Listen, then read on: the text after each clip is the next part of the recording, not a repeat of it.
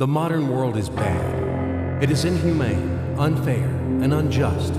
This is the world of money. It is not for the people. It is for those who produce money, for bankers and financiers. And ordinary people just serve them as attendants. They sweep their palaces. What lies behind the social welfare? Labor. But why does the banker live in 100 and 1,000 times better than worker, than peasant? Why does wildcatter live better? All of them. Do they work harder? It's nonsense. It's ridiculous to say. They do not even produce anything. No material values. But why? Don't you know? Moreover, perhaps you wonder with all sincerity now, reading all of this. Well, banker and worker, simple hard worker like me or my neighbor Johnny? It cannot be compared. Banker is a bank, money, relations, and contacts. But who are we together with Johnny? Nobody. Naturally, the banker lives better than we do. But there is nothing natural here. The point is that everyone got used to this state of affairs, and they took it for granted. As a matter of course, a banker has to live better, and it cannot be otherwise. But it may be otherwise. So why? Why does a banker work less, but live better? Better than worker or miner? However, intuitively, you got the answer by yourselves. Because the banker is a bank. Money. Exactly, money. This is the whole point, the cornerstone. And about them, about the money, we should talk more in details. So, what is money? Have you ever thought about it? The calculation tool, the measure of labor? As we are told from childhood, almost from the cradle, we have to work, work, and work. The money won't fall down from the sky. They should be honestly and hardly earned, etc., etc., etc. Sounds familiar, doesn't it? Familiar ad nauseum. Say it, by the way, to Abramovich, who honestly and hardly earned all his billions. Just for fun, say how to earn money honestly. You will laugh to death. Yes, we have to work, but what should we expect in the end? A small pension and half-starved old age? Poverty. You have spent all your life working on some oligarch. You have been taken away all your power, energy, and health. You've been squeezed like a lemon. And after that, you've just been thrown into the dustbin as the fulfilled material. Is this necessary? But this is the reality, horrific reality of modern society. This is what we should all expect in the end, almost certain.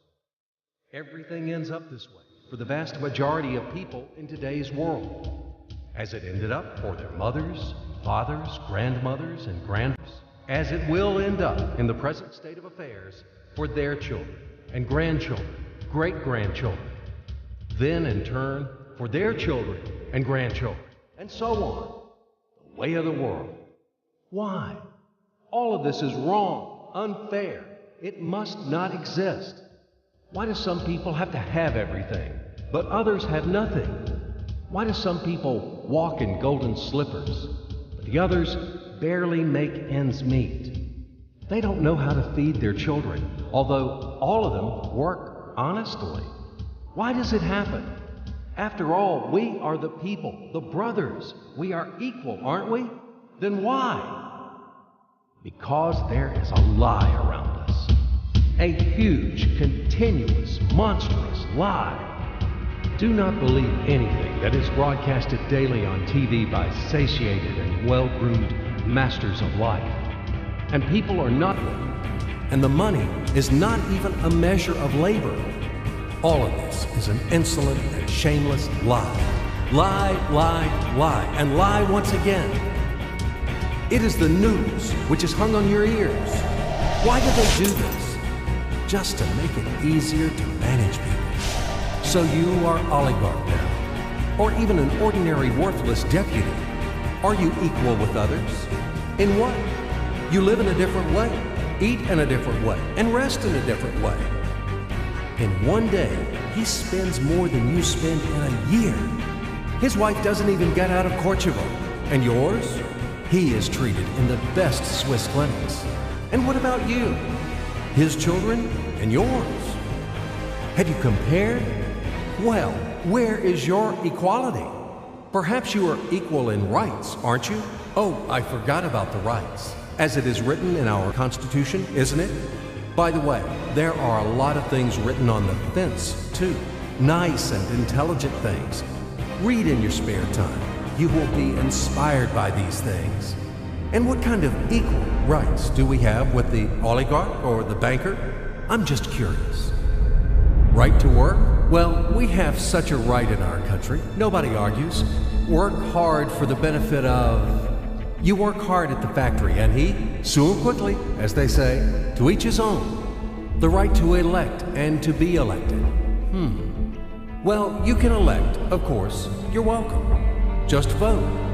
No matter how people vote, most important, how these votes are counted. And what about to be elected? Are you going to be elected somewhere? Do you have the money for that? Gold reserve for the election campaign? No? So breathe smoothly and relax. Come back to your factory. Continue to work hard. And do not rock the boat. The feast of life is not for you. It is for those who are more equal than you. What else is there? However, it is not the essence.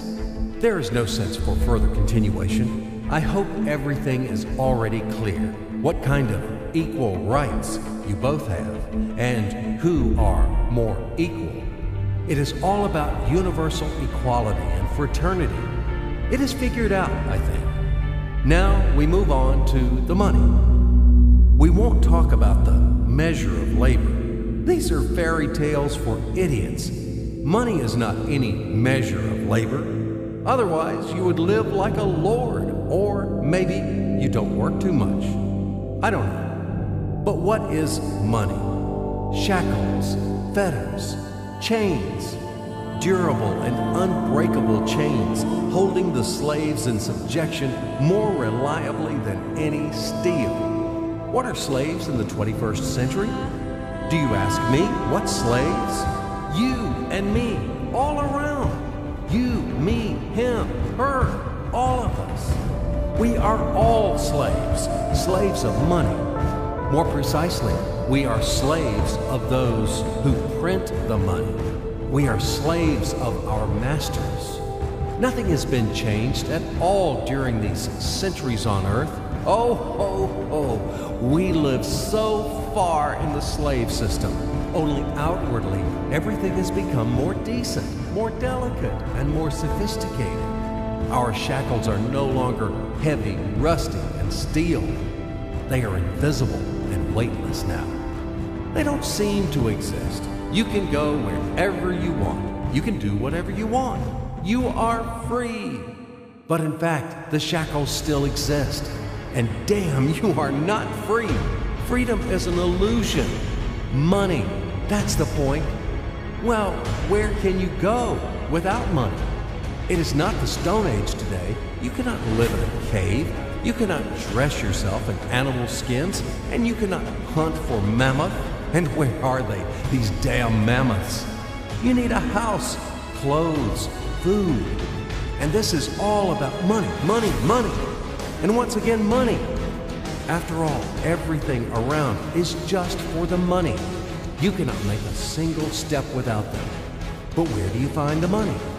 That's right, you have to earn them. Do you hear? Clatter of chains, whistling of the whip, and shouting of overseers. Have you ever thought that it is immoral to sell yourself? That it is a kind of prostitution to sell your own strengths, brain, time? What is the difference from selling of your own body? Yes, but will you object that people have to work? If everybody would stop doing their jobs, what's going to happen then? We will resettle to the caves again, and we will get dressed in animal skins, won't we? That's right. Everything is right. It is very reasonable, logical, and easy to understand. As ABC, even I understood. That's what I'm talking about. Nothing has been changed at all during all these centuries on Earth. And these convincing arguments could be heard for sure in slave society, when the slaveholders had been trying to make understand their obstinate, blunt slaves who didn't want to work for them that it is necessary to work hard. Stupid slaves! And later, quite recently, in historical times, the landlords told their serfs, after all, if you stop to work, to plow, to sow, and reap, what's going to happen then? Our society will collapse, and we will die of hunger. We will run wild. Yes, it is necessary to work, to create something useful for the society. Otherwise, society will degrade and die.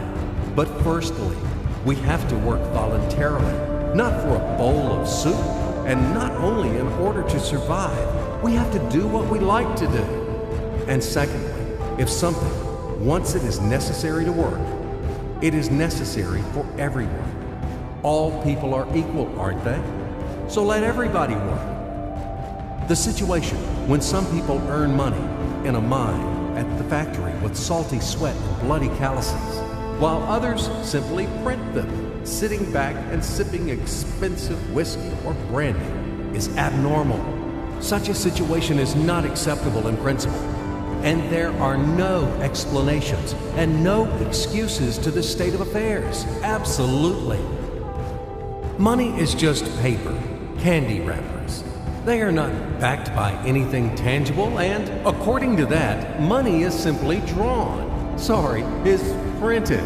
And these candy wrappers are distributed among the slaves as wages for labor. When the slaves are given an extra wrapper, it means their salary is increased, and they are happy. Are you shocked? Alas, c'est la vie. It is our bitter reality. How is the financial world organized? It is a pyramid. The Fed, U.S. Federal Reserve System, is at the top. The Fed prints dollars. How much? As much as it wants. Of course, Fed adheres to some of its own internal rules and regulations. It tries, for example, not to print too many dollars to prevent complete devaluation of the currency, etc., etc. But in principle, Fed can print as many dollars as it wants. At least there are no external limitations for that. Absolutely, the U.S. Fed is guided solely by the reasons of expediency. The lower levels of the global pyramid are the central banks of different countries. All other local national banks are situated on even lower levels. Of course, all of this is slightly simplified, but in general, everything corresponds to reality and reflects overall picture. Why do we need banks? Speaking figuratively, banks play the role of blood vessels in the social organism. Through these vessels, the money, blood, from the heart, the central bank, enters to all its organs. Money, blood, wash these organs. They bring life to them. It's not me. You can find this information in any textbook on economics. In which connection dollars are mentioned here? In what relation does the Fed have to us, sinners? The most direct relation to us, I'm telling you. After all, dollar is the global currency. Don't you know this? Let's say Russian Central Bank, one little proud bird, cannot print rubles without permission of U.S. Fed. Absolutely not. As soon as Russia supplies oil and gas to the USA for $1 billion, it is a wagon of colored pieces of paper with pictures of great American presidents. Then, Russian Central Bank will be allowed to print rubles in the amount of $1 billion with a clear conscience. This is the only way. Otherwise, Russia will be expelled from the IMF, and in general, the ruble won't be a freely convertible currency. But let it be. This is the topic for another conversation. Check my site later. Do not get distracted. Let's come back to the pyramid. Well, okay, the blood vessels wash. All of this, of course, is wonderful. But the main question is, why does the banker live better than worker? We still have no answer. So what that he has blood vessel? Shall we give him cash bonus for that or vouchers for enhanced diet? I, for example, build houses or bake bread. It is also very important. Does he work harder than me? No. Then why does he live better? And one small question in addition. I've been working and working like a damned for public benefit from morning to night. But anyway, I can't pay off the loans. And all of my friends are in the same situation. Is this normal? It is obviously wrong and unfair. This is eternal credit bondage. But whom do I owe the money to? I owe money to banks, to these blood vessels, washing all and everything. Fuck them all. I don't need this fucking washing. In short, they make fools of us. That's all.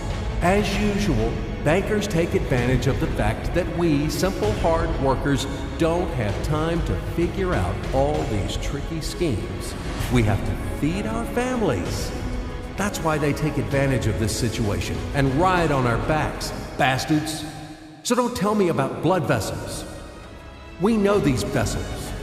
Just give me the gun and Easy, stay calm.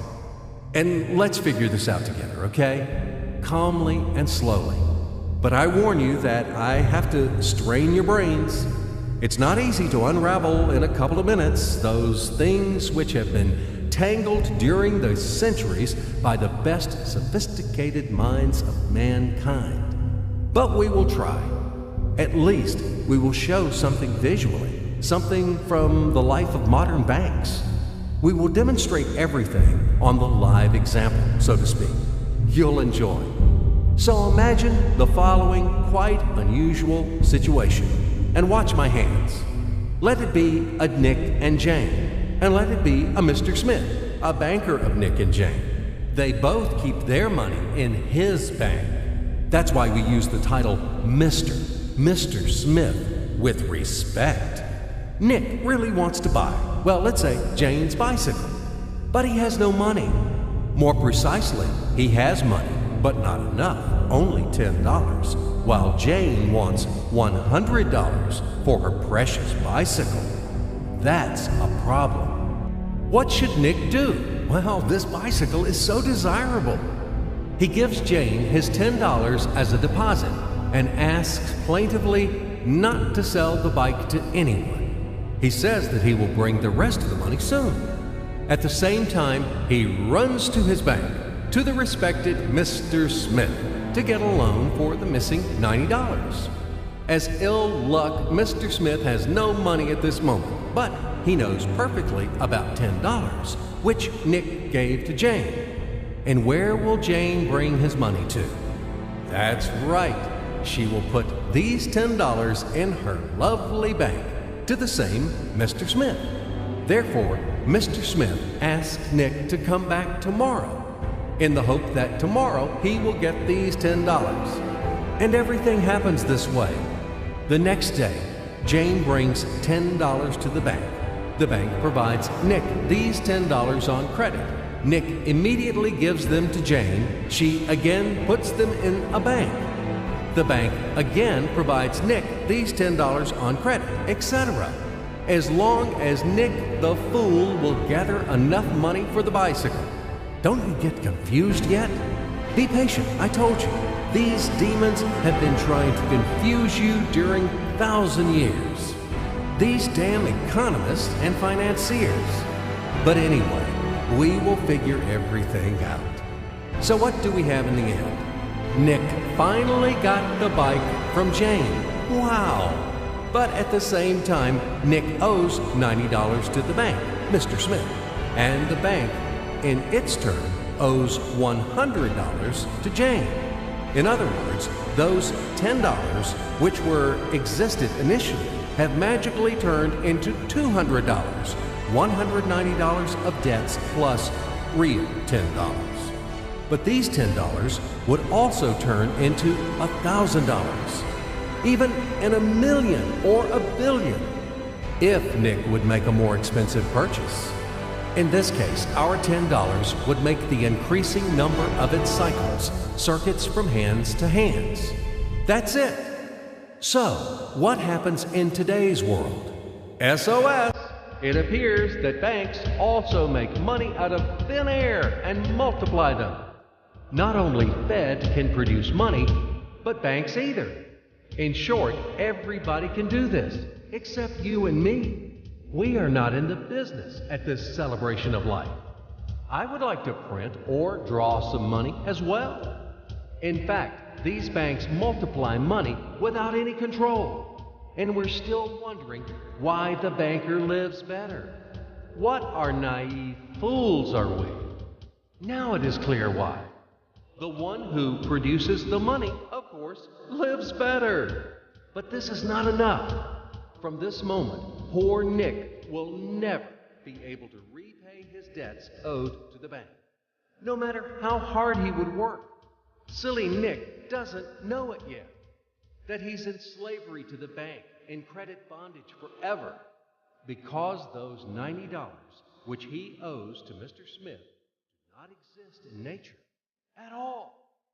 Sly Mr. Smith made his money out of nothing. He created them out of thin air, just one click. And $10 turned into $200.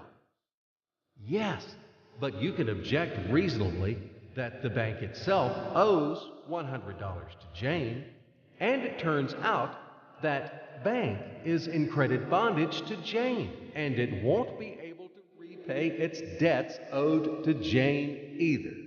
So where's the bank's profit? What's the trick? Ha! You ask what the trick is. The trick is in the fact that bank has a lot of such Janes, thousands and millions, and they will never come for their money all at once. If one Jane comes, the bank will return her the money of 10 other depositors. That's it. It means that the bank's debt is dangerous and not burdensome. In fact, bank's debt is virtual. It exists only on the paper or in the computer program. It will never be repaid in reality, only in case a panic happens. When frightened depositors suddenly will come for their money all at once. Or maybe, do you know any other reason why banks go bankrupt from time to time? Here's why. Because there are not enough money for all depositors. There is 90% of thin air in the bank vaults. Just a lilac fog. Thus, bank is okay. It blooms and smells. We don't need to worry about it. But our Nick has serious problems now. He has to repay all the debts owed to the bank, completely, with interest and penalties. You know this. He will be forced to take a new credit in order to repay the old one. Then again, the new loan, and again, endlessly, until his death. There is no way out of this credit running knot. It does not exist in principle. That's it, trap slam. Now Nick is perpetual debtor of bank. He is a slave. From now on, he will work for bank until he dies. But he still won't repay his debts. After his death, his children and grandchildren will work for this bank. They all are future slaves of the bank. More precisely, they are slaves of this monstrous and cannibalistic global financial system, which spawned this ruthless and inhumane mechanism which must be destroyed finally. Financial apocalypse. It can break our financial chains and can save all of us. It can finally release us from centuries of slavery. All the old will be burned completely in purifying flame of apocalypse, and the new will be established. The Federal Reserve will be burned, and the wind of change will dispel the ashes of this damned insatiable octopus, spider, enmeshed the whole world with its sticky financial nets. Banks in their current form will be razed to the ground. They do not wash anything. Do not believe this bullshit. They bring death to all living things. They suck our blood. Banks are parasites on the healthy body of the society. Mites inflated from our blood. They are voracious and insatiable leeches, clung tightly to us. What do they actually do useful? Do they give loans at their extortionate interest? Actually, why do banks charge you interest on loans? Have you ever thought about it? Usury has always been condemned and despised at all times and among all nations. And now it is the norm. An entrepreneur gets a bank loan. For what do they charge interest on? He wants to create something useful for the society, for the whole society, including the bankers. He has to be encouraged and given privileges for that, instead of stripping off 3 skins from him. But today's banks were created not for that. The interests of the society are not important for them. Banks take care only about their own financial profits and benefits. They don't care about the people. Today's banks are faithful servants of the Federal Reserve. They are greedy and avid bloodsuckers, small ghouls in the service of a giant and evil monster. Modern Earl Dracula, who plunged the whole world into financial bondage, and it sucks and sucks our blood. And it will continue to suck the blood of our children and our grandchildren if we don't stop and destroy it. Hammer an aspen stake to all the banks. And do not forget the silver bullets. Apocalypse. Only financial apocalypse. We have no other choices. We are not slaves. We are the people. And we choose freedom. And this freedom is already on the threshold. Now, with the advent of MMM, financial apocalypse is inevitable. From now on, it's just a matter of time. Grain has been sown, and it will sprout. It is now sprouting, right now, at this very moment, and it won't perish. What is MMM? Global Mutual Aid Society, Worldwide People's Bank, Financial Social Network. You can call it as you like. The point is not in the title.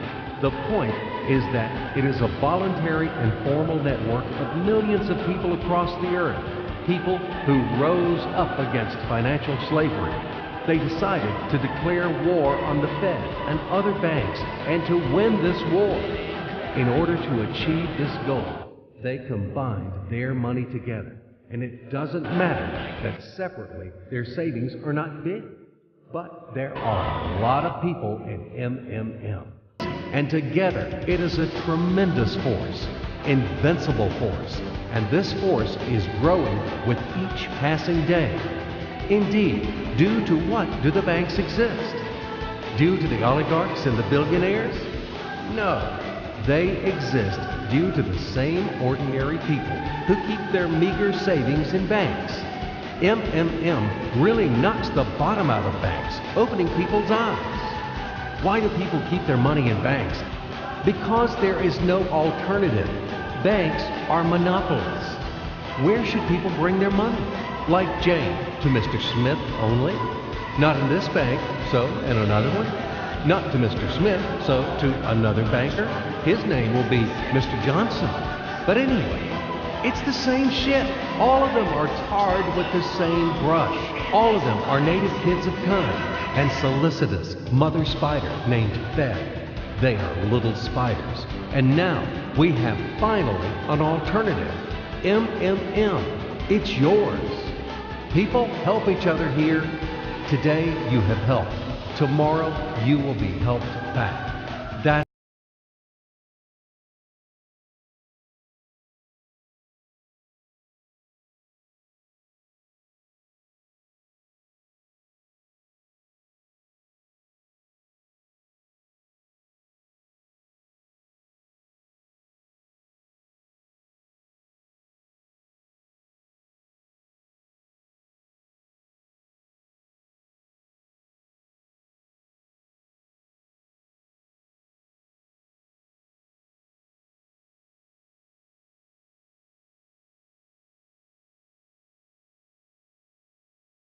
and then they take them back, as much as needed, as much as they need at this very moment. They do not seize, but they just take. In fact, a human being doesn't need a lot of money. It is only important the awareness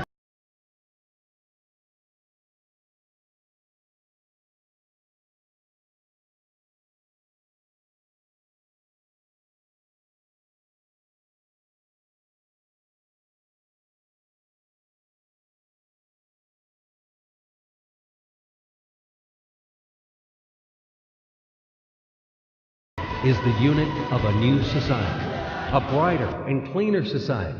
It is the unit of the new world, where the money won't exist, where everything will be different, honestly and fairly. There will be no slaves and no masters, and everyone will work for pleasure and for the benefit of society. And the good will conquer the evil, finally. Everything will be in that new world. Certainly. Welcome to System MMM. SergeyMavrode.com. We are waiting for you. We can do a lot. We change the world, and we will change it. Everything will be MMM. Financial apocalypse.